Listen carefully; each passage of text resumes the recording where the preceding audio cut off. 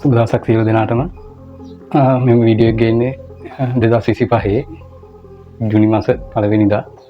ඉතින් මම බොහොම වැදගත් පණිවිඩයක් සියලු දෙනාටම DSN දැක බලා ගැනීමට හිටපු සියලු දෙනාට.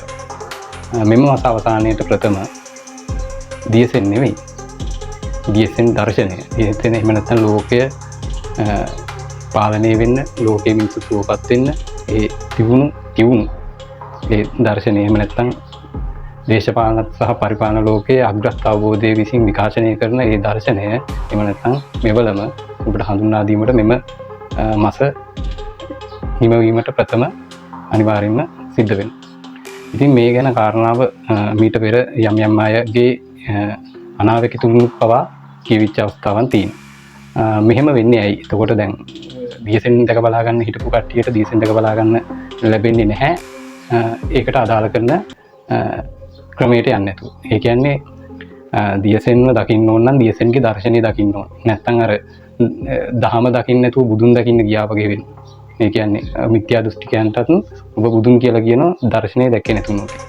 ඒක නිසා DSN දකින්නත් DSN ගේ දර්ශනය ඉස්සෙල්ලා දැකලා තියෙන්න ඕනේ. නැතුව DSN දකින්න හම්බෙන්නේ නැහැ.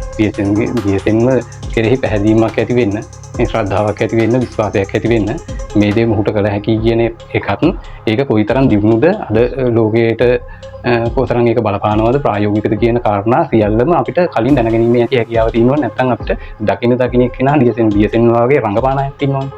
ඒ කියන්නේ රජ ඇඳුම් ඇඳගෙන සිංහනාද දාගෙන දේශපාලනය ගැන නොදන්න ඉටිගෙඩියක් නැහැ. ඉතින් අවිද්‍යාවේ දේශපාලන විද්‍යාවත් කියලා අරගෙන ආවට ඒක නෙවෙයි, දේශපාලන විද්‍යාව අරගෙන නිසා තමයි DSN කියන සංකල්පයත් ඒක ගැන ලොකු විශ්වාසයක්, ඒක ගැන ලොකු බලාපොරොත්තුවක් තියාගෙන. නමුත් බලාපොරොත්තු කිලිහියන්න තරම් අපේ රටේ දේශපාලනඥයා DSN කියලා කියාගත්ත නිසා සිද්ධ වුණා මේ කාරණාව හරියන්නේ නැහැ, මේ බොරුවක් කියලා ලොකුවට ගොතාවු.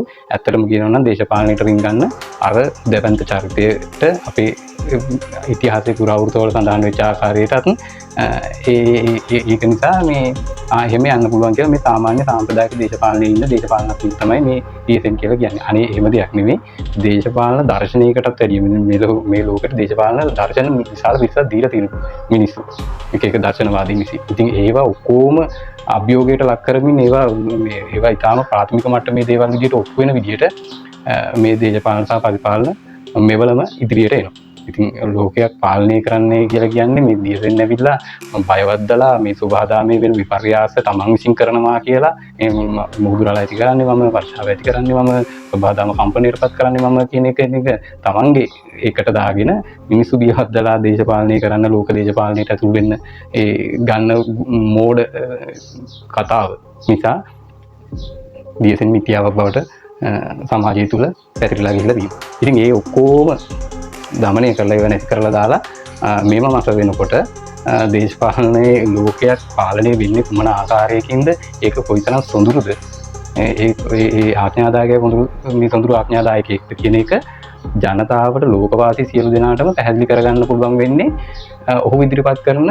ලෝකේ පාලනය විය යුතු ආකාරය සහ දර්ශනය ඒක කාටවත් ගැටලුවක් නොවන විදියට, මිනිස්සුන්ට පීඩනයට ලක් වෙන්නේ නැති විදියට නිදහස ලබා දීමේ ඇති සුවිශේෂී හැකියාව, ඒක ප්‍රායෝගිකද කියන එක මිනිස් ඇසින්ම දැකලා මිනිසුන් වෙන ඔබට අහලා කරලා ඒක කෙරෙහි ශ්‍රද්ධාව පහළ කරගෙන ඒක තීරණයකට එන්න පුළුවන් වෙන විදිහට දැනසුන් හෙලන්න පුළුවන් විදිහට විතරම් දියුණු දෙයක්ද අපිට ලැබෙන්නේ කියන එකත් විශ්වාස කරන්න පුළුවන් මට්ටමකටම ගෙනල්ලා තමයි මේ ඉදිරිපත් කිරීම කරන්නේ.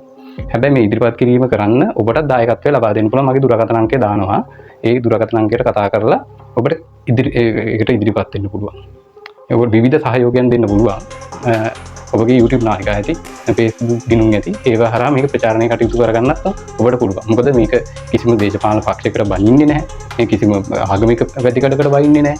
මේක ඉදිරිපත් කරන්නේ ඔහු විසින් ඉදිරිපත් කරපු දේශපාලන සහ පරිපාලන අග්‍රස්ථ අවබෝධය විසින් ඉදිරිපත් කරපු ඉතාම සුපිරිසිදු දේශපාලන සහ පරිපාලන මෙවලමේ දර්ශනය.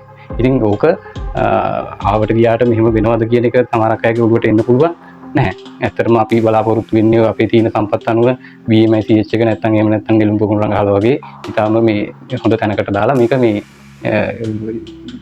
ජාත්‍යන්තර නියෝජිතයන්ගේ ඉන්නගෙන ඔවුන් ඉදිරියේ මේක ඊටාම හරසරව ඊටාම ගරුගාම්භීරව අපේ තියෙන හැකියාව ලෝකෙටම එකපාර පෙන්වන්න තියෙන. නමුත් එවැනි ලෝකයක් නෙවෙයි. මොකද අර පුද්ගලයා මත යැපෙන පුද්ගලයාගේ මත මේ වහලුන් බවට පත් වෙච්ච සමාජයක ඒ වගේ දෙයක් කරන වෙයි කියන එක ලිස්පාසු වැඩක් නෙමෙයි. මොකද අනුර කුමාරම තමයි මේ රට හදන්න ඕනේ. ඔහුටම තමයි ඒක කමක් නැහැ හැදුවට. ඔහුට දැක්මක් තියෙනවා නම් ඔහුට කරන්න පුළුවන් නම් මේ රටට හරි කමක් නැහැ කරනවා. නමුත් මේ කියන්නේ මේ රටේ මිනිස්සු හදන්නවක්ම මේ රටේ දේශපාලන නිවැරදි කරන්නවක්වත් නෙමෙයි දියසෙන් කියන්නේ. මුළු සමස්ත ලෝකෙම එක පිටට අරගෙන ඒ ප්‍රශ්න ටික ඉතාමත්ම දියුණු විදියට විසඳන්න පුළුවන් ලෝකේ පුරුමත් වෙන ඉතාමත්ම සුවිශේෂී දැනුම් පද්ධතියක් විශ්වය තුලින් ගලාගෙන ආපු මේ මුදුන් මුල වගේ තියෙන ශ්‍රී ලංකාව කියන මේ පුණ්‍ය භූමිය තුලින් ලෝකෙට ඒ ලෝක පූජිත නායකයා නිර්මාණය වෙන ආකාරය ඔබට මුලින් දැක ගන්න පුළුවන්. මොකද මුලින් දියසෙන් දකින්න බෑ. ඉස්සෙල්ලා ධර්මයේ දකින්න, ධර්මයේ දැක්කට පස්සේ දියසෙන් දකින්න පුළුවන්. ලෝකෝත්තර ධර්ම වුණත් බුදුරජාණන් වහන්සේගේ දර්ශනය දැක්කට බුදුන් දකින්න පුළුවන්. ඒ වගේම තමයි මේකේ. තාය වෙනසක් නැහැ. නැත්තම් දකින්න එක්කනට දියසෙන් කියන්නේ දියසෙන් වගේ රංගපාන අයට කියන්නේ හැර කරන නිකම් මහා ලොකු සිංහනාද දාගෙන එහෙම දියසෙන් ගැන කෙනෙක් ගැන නෙවෙයි කතා කරන්නේ. ඉතින් ඔබට දායක වෙන්න පුළුවන් විවිධායුරින් මම නැවත මතක් කරනවා. මගේ දුරකථන අංකය මේ යටින් දානවා. ඒකට කතා කරන්න පුළුවන්. වැඩි වෙලාවක් ගන්න එපා. ඒ වගේම ඔබගේ YouTube නාලිකාව හෝ Facebook නාලිකාව හෝ එහෙම නැත්නම් ඔබට විවිධ ක්‍රම තියෙනවා මේකට සහයෝගය සපයන්න. ස්ථානයේ මේ කොතනද කියන එක දැනගන්න. ඒ දැනගෙන මේක පුළුවන් තරම් අපිට මේක දින පුළුවන් තරම් අපිට මේක සමාජයට කතිකාවක් ඉදිරිපත් කරගන්න සහයෝගය සපයන්න පුළුවන් ඔබට. මම ඉල්ලීමක් කරනවා කෙසේ නමුත් මගේ තියෙන YouTube නාලිකාව හරහා හෝ මේ දර්ශනය ඉදිරිපත් වෙන එක ඒක අනිවාර්යයෙන්ම සිද්ධ වෙනවා. ඒක වැඩි හොඳට කරන්න ඕන නම් තවත් නාලිකා හරහා ආවරණය කරන්න ඔබට සිත පැහැදෙනවා නම් ඒක උතුම් කාර්යයක්, උතුම් පුණ්‍ය කර්මයක් එක. ඉතින් ඒකට සම්බන්ධ වෙන්න ඔබට අවස්ථාව තියෙනවා. මගේ දුරකථන අංකය හරහා කතා කරලා. ඉතින් මේ පණිවිඩය තමයි ගේන්න තියෙන සියලු දෙනාටම අපිට කතා කරන්න පුළුවන්.